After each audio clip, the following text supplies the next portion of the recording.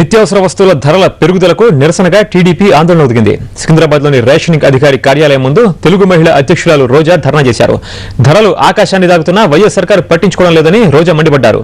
ఈ ధర్నాలో పాల్గొన్న వందలాది మంది మహిళలు కూరగాయలతో వినూత్నంగా నిరసన తెలిపారు.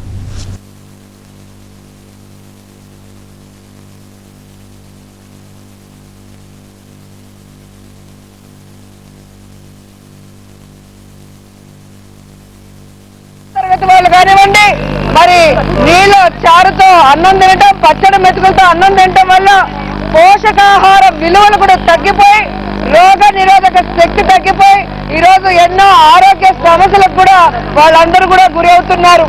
ఈరోజు హాస్టల్స్ లో చూస్తే పోషకాహార విలువ ఉన్న భోజనం లేకపోవటం వల్ల మరి విద్యార్థులు కూడా ఈరోజు అనారోగ్యాలకు పాలై ఈ 4.5 సంవత్సరాల్లో 400కు పైగా మరి విద్యార్థులు చచ్చిపోవడం దీనికి నిదర్శనం. మళ్ళీ మభ్యపెట్టడం కోసం అధికారులతో సమీక్ష చేసి 4 రోజుల లోపల బియ్యం ధర తగ్గించండి, నిత్యావసర వస్తువుల ధరలు తగ్గించండి అని అధికారుల్ని వైఎస్ గారు అడుక్కుంటున్నారంటే ఎంత దుస్థితికి ఎంత దిగజారిపోతున్నారో కూడా ఒకసారి ఆలోచించుకోవాల్సిన అవసరం ఉంది.